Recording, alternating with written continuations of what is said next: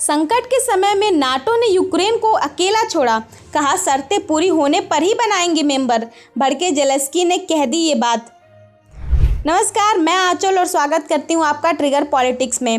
NATO के 31 देशों वाले शिखर सम्मेलन का आयोजन लिथुआनिया की राजधानी विनियस में हो रहा है। नाटो सम्मेलन का आज दूसरा दिन है। इस सम्मेलन से पहले ऐसा माना जा रहा था कि पश्चिमी देश यूक्रेन को नाटो की सदस्यता दिलाने के लिए कोई ठोस कदम उठाएंगे।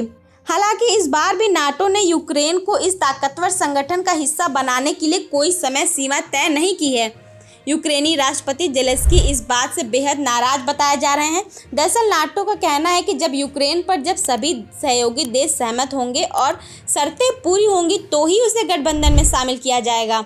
नाटो की इस बात पर बाइडेन भड़क गए और उन्होंने इसे बेतुका करार दिया है। यूक्रेनी राष्ट्रपति ज़ेलेंस्की ने कहा कि उन्होंने नाटो का मेंबर बनने के लिए हर कदम उठाए हैं, मगर नाटो अपना एक नियम को बदलने के लिए तैयार नहीं है।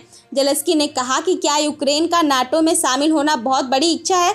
नाटो यूक्रेन को सुरक्षित बनाएगा। अगर वह इसका सदस्य बना तो यूक्रेन नाटो को मजबूत बनाएगा। अपने भाषण के दौरान ज़ेलेंस्की ने कहा कि किसी को भी कभी भी मॉस्को की ओर मुड़कर नहीं देखना चाहिए।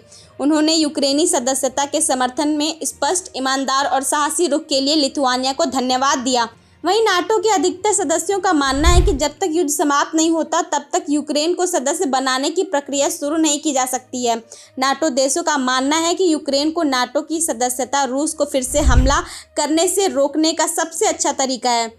हालांकि पूर्वी यूरोप के नाटो सदस्यों का मानना है कि यूक्रेन को नाटो का मेंबर बन जाने के बाद यूक्रेन युद्ध समाप्त हो जाएगा। उनका मानना है कि रूस को यूक्रेन पर हमला करने से रोकने का यही सबसे अच्छा तरीका है।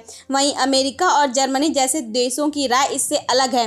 वे इस मामले में अधिक सतर्क हैं। उन्हें डर है कि ऐसा करने पर नाटो और रूस के बीच सीधा संघर्ष शुरू हो सकता है। Bureau report, trigger politics.